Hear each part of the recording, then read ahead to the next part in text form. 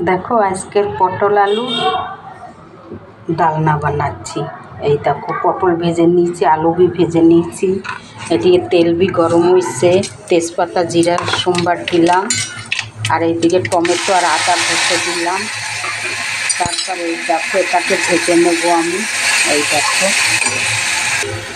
দেখো একটুখানি হলুদ দিলাম, তারপরে নুন দিয়ে দিলাম স্বাদ মতো, একটুখানি ধনের গুঁড়ো দিয়ে দিলাম, একটুখানি লাল লঙ্কার গুঁড়ো দিয়ে দিলাম। লাল লঙ্কা খাওয়া ভালো না, তাও আমি একটু দিয়ে দিলাম। এই দেখো আমি তো প্রথমেই পটল আলু ভেজে নিয়েছি। দেখো একটুখানি চিনি भी দিয়ে দিলাম, তারপর দেখো একটু গরম মশলার গুঁড়ো भी দিয়ে দিলাম। এবারে আমি আলু পটল ভেজে রাখছি, এটাকে ঢেলে দিলাম। এই দেখো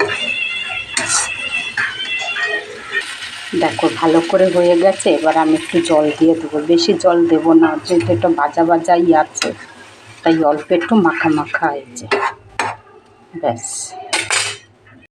দেখো আমার হয়ে গেছে। একটু ধনে পাতা দিচ্ছি, কেন ধনে পাতা দিয়ে একটু ফুটাইতে লাগে, এখনকার ধনে পাতা যা। এই যে দেখো এবার আমি নামাই দেব। দেখো আমার পটল আলু তরকারি হয়ে গেছে, পটলের রসা বলে এটাকে। দেখো এই যে তোমরাও বানাই খাও।